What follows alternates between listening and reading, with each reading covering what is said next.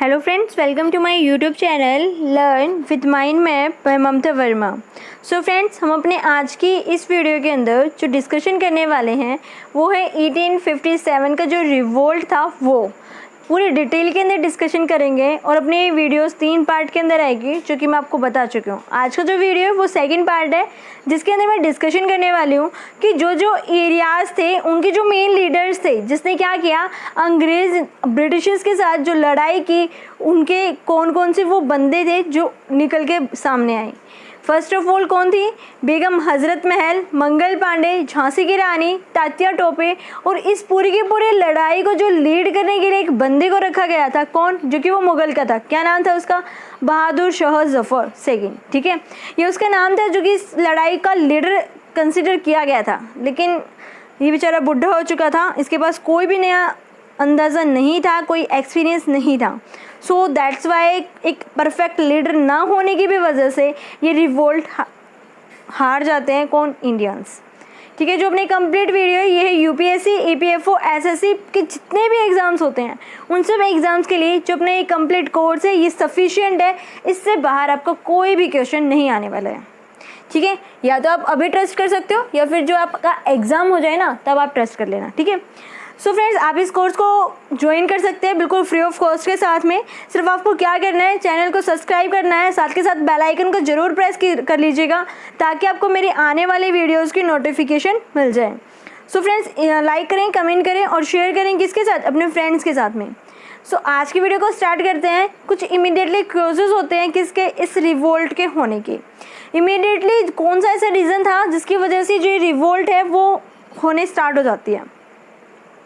New year की party करते हैं कौन? ब्रिटिशर्स। कब करते हैं भाई? 1857 में करते हैं।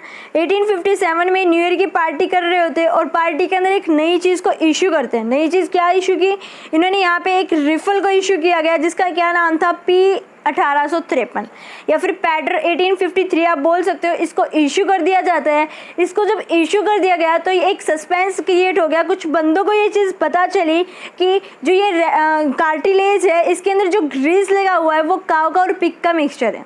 मतलब जो इसके ऊपर एक पेपर का कवर होता था उस पेपर के कवर को मुंह से छीलना पड़ता था उस ग्रीस को, जिसके जो ग्रीस को छीलते थे ना वो काव और पिग का बना हुआ था। मतलब उसकी कुछ चर्बी का मिला के एक मिक्सचर उसका वो ग्रीस को बनाया गया था।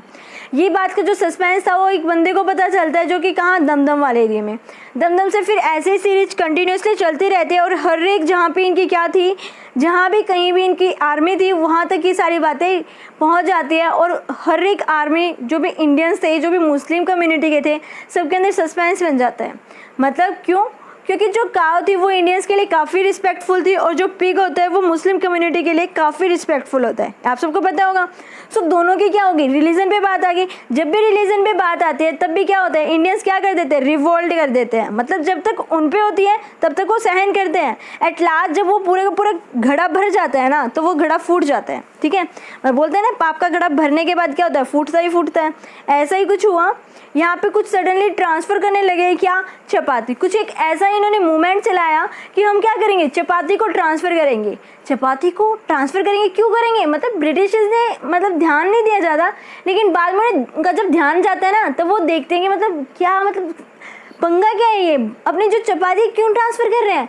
ये जो इंडियंस थे वो क्या कर रहे थे? चपाती के साथ में अपना एक मैसेज ट्रांसफ़र कर रहे थे दूसरे बंदे को कि हम ऐसे ऐसे कुछ करने वाले हैं, आप सब क्या करना? पार्टिसिपेट करना इस रिवोल्ट के अंदर। ठीक है, ऐसा चल रहा था। तो फरवरी 1857 के अंदर गुरुग्राम का एक डीएम था, डिप्टी मजिस्ट्रेट, उसका ध्यान जाता है इस इशू पे। वो इस इशू पे जब बात आती है कि भाई हाँ चपाती को क्यों ट्रांसफ़र कर रहे हैं, तो उसको लगता है कि कोई बहुत बड़ी क्या आने वाली है? मुसीबत आने वाली है। तो वो इस इशू को राइज़ करता है और इशू को जब वो राइज़ करता है तो क्या हो जाता है? मार्च 1857 के टाइम में क्या हो जाता है? कुछ बंदे थे जो कि क्या कर देते? रिफ्यूज़ कर देते इस ग्रीस कार्टिलेज को यूज़ करने से। 22 जनवरी 1857 के अंदर ये पता चलता है, ये बात फैल जाती है सारे के सारे रीजन्स के अंदर कि जो अपना एक कार्टिलेज है, जो इसका ग्रीस है वो काव और पिग का मिक्सचर है। ठीक है, लेकिन जैसे ही फरवरी 1857 का टाइम आता है तो ये बंदे क्या करते हैं? एक मूवमेंट को बना लेते हैं और चपाती को ट्रांसफ़र कर लेते हैं और चपाती के साथ क्या भेजते हैं? अपना जो इन्फॉर्मेशन है कि हम ऐसे ऐसे इस रिवोल्ट को कुछ करने वाले हैं। तो वो ये बातें कर रहे होते हैं कि हम रिवोल्ट करेंगे, ऐसे ऐसे आपको भी क्या करना है? पार्टिसिपेट करना है।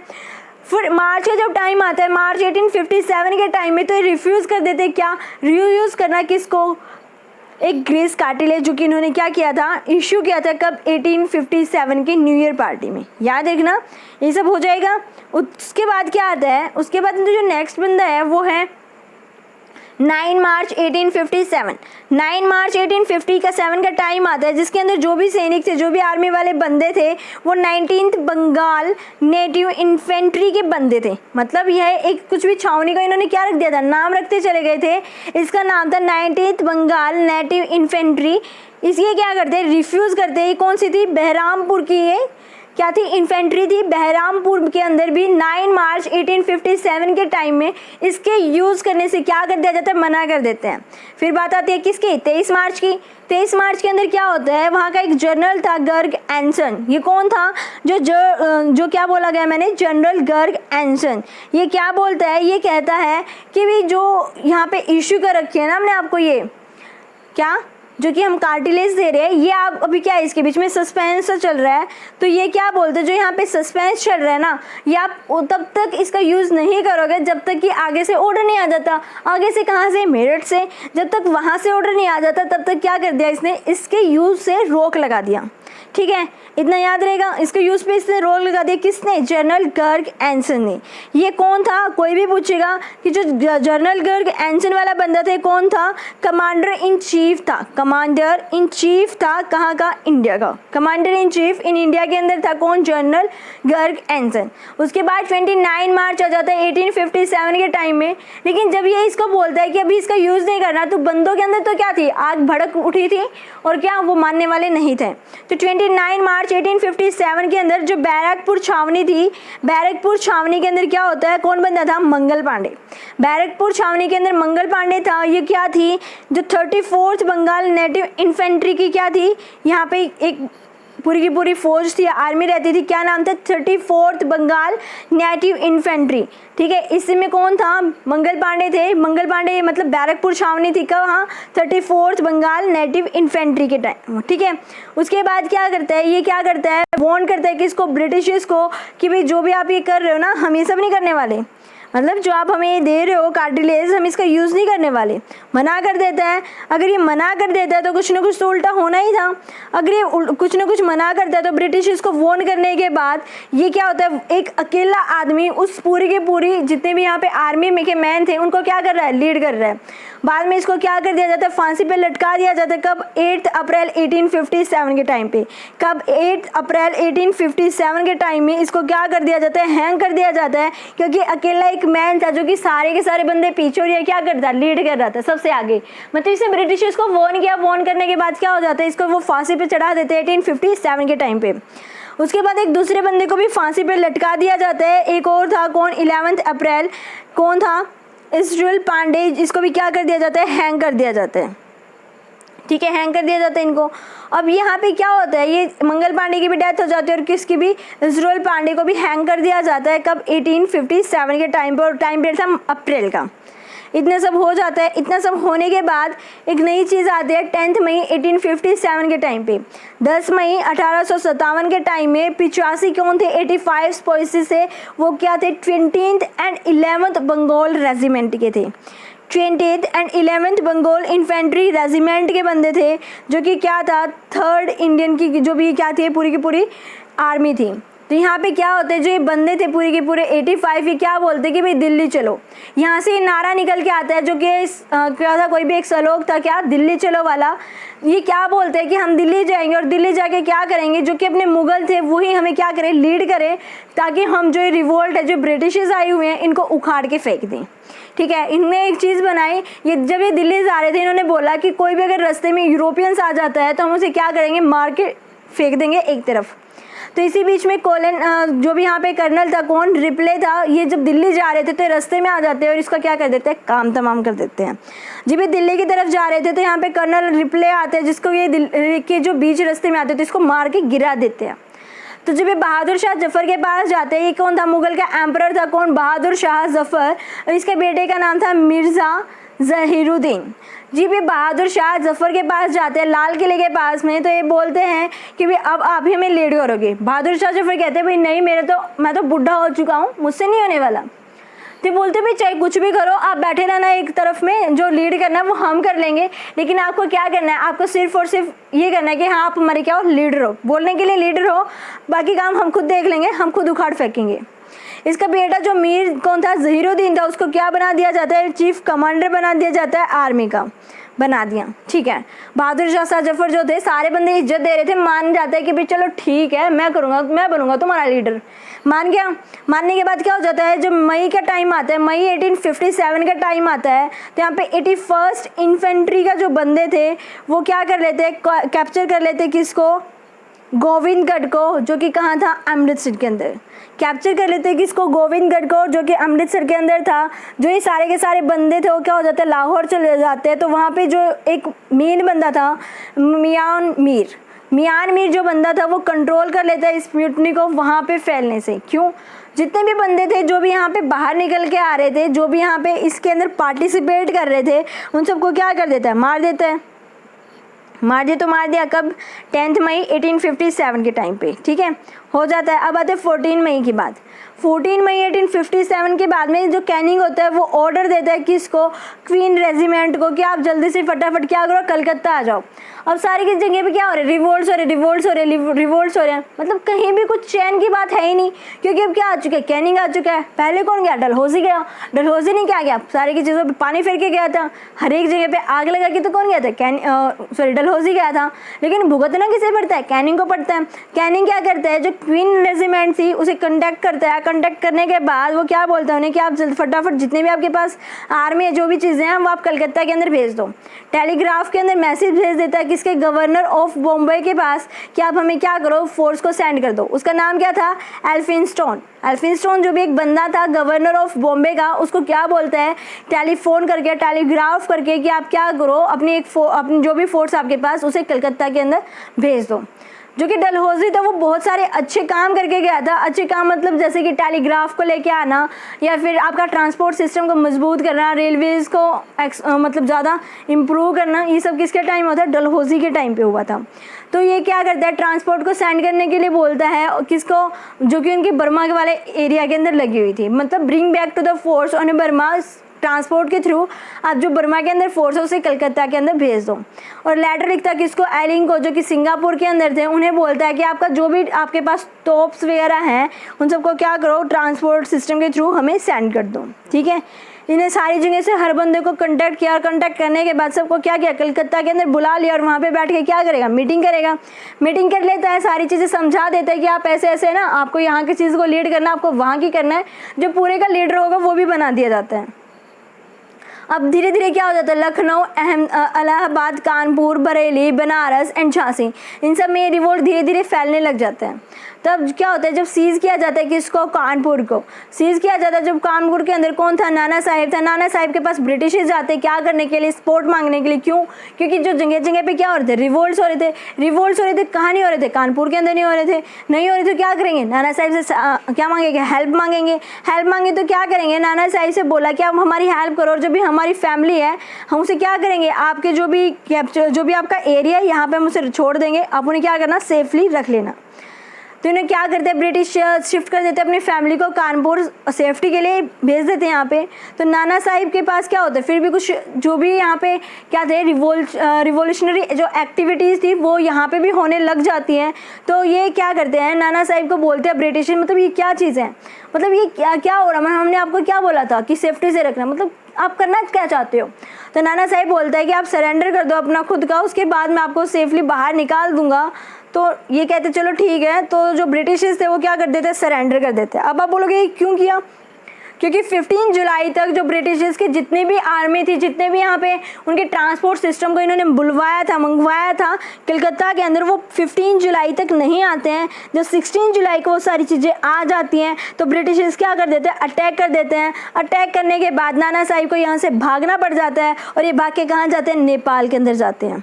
ठीक है, ये डिसअपियर हो जाते हैं और 1859 के टाइम पे पता चलता है कि जो अपने नाना साहेब वो कहाँ चले गए, नेपाल वाले रीजन के अंदर चले गए हैं।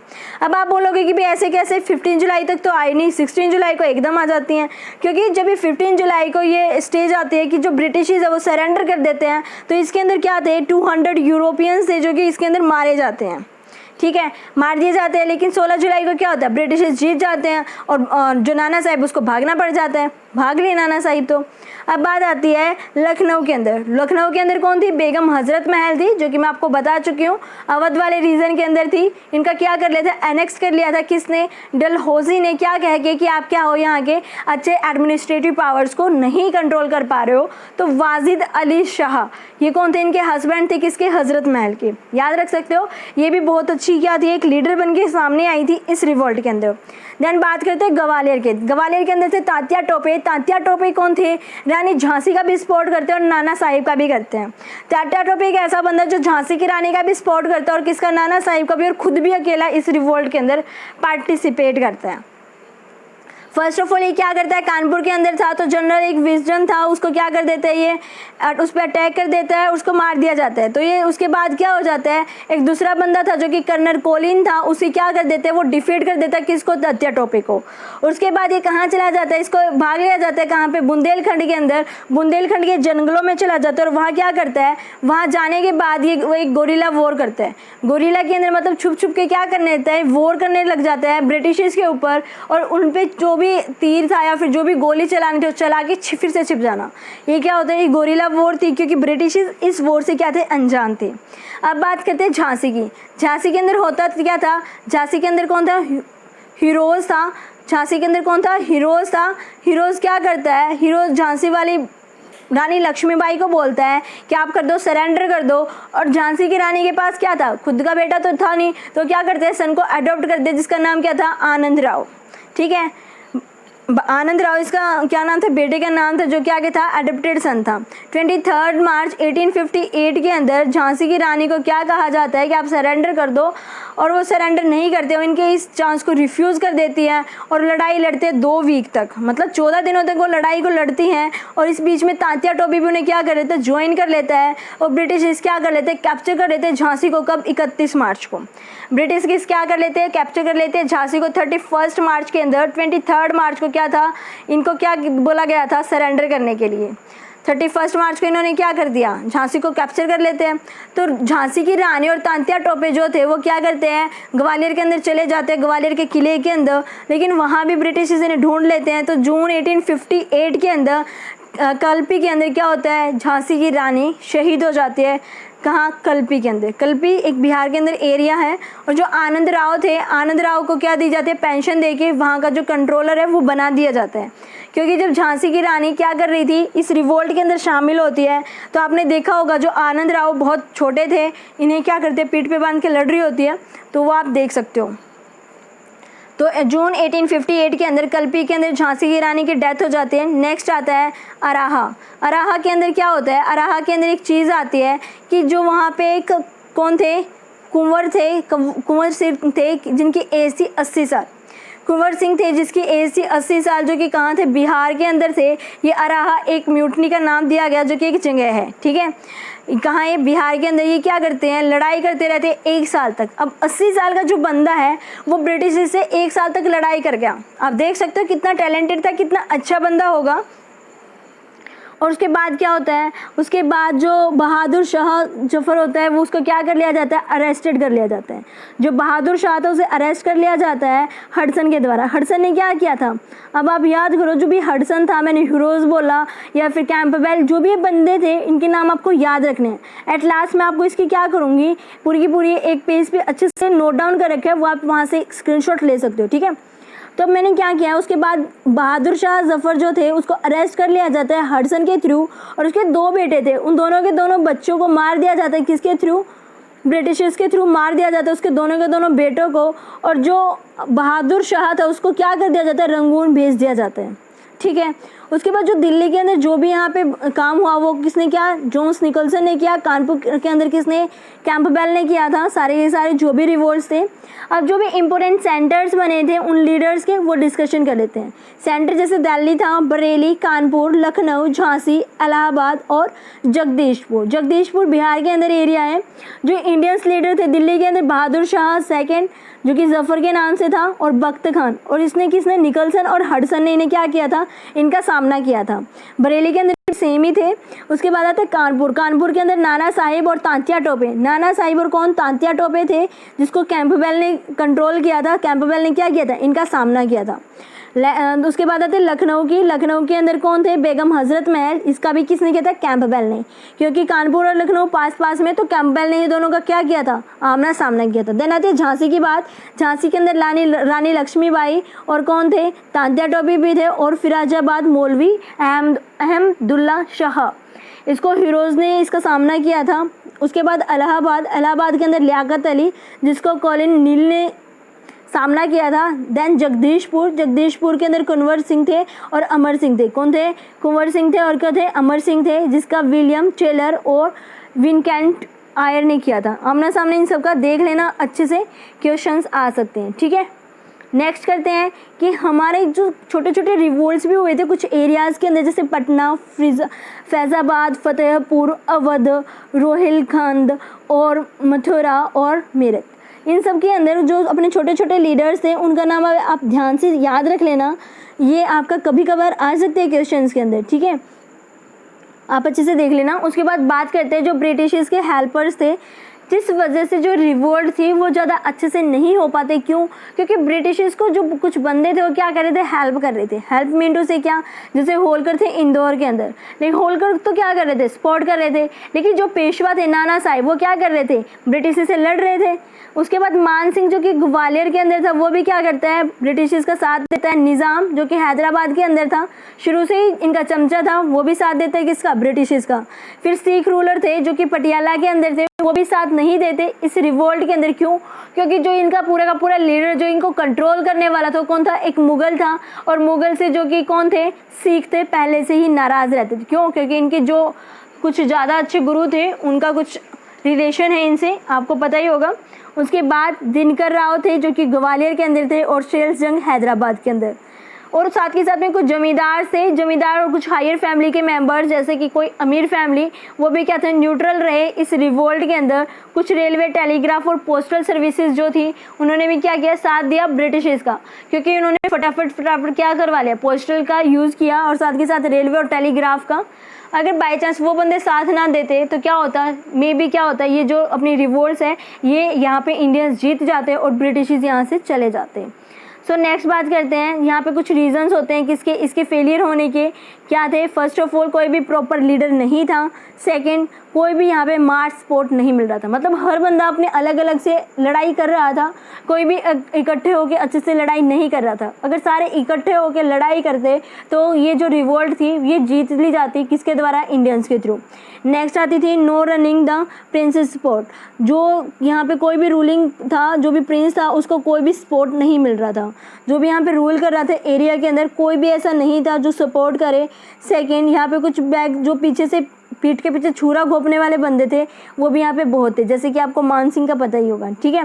ये सारे कुछ ऐसे बंदे थे जो कि इस रीज़न, जिनकी वजह से ये जो कंप्लीट रिवोल्ट है कौन सी 1857 वाली, ये फेल हो जाती है और इंडियंस को काफ़ी हानि को झेलना पड़ता है। सो फ्रेंड्स, इसके बाद बहुत सारी चेंजेस भी होंगे, किसके, जो भी यहाँ पे ब्रिटिश कंपनी थी उन सब के अंदर चेंज हो जाएंगे। और आपने जो लास्ट चार्टर था 1853 वाला, उसको भी आपने देखा होगा कि वहाँ पे कोई भी बाउंडेशन नहीं थी कि अब 20 ईयर्स तक कोई भी कंपनी यहाँ पे क्या कर सकते हैं, ट्रेड कर सकते हैं, मतलब सबको फ्री कर दिया गया, आप कभी भी आओ कभी भी जाओ।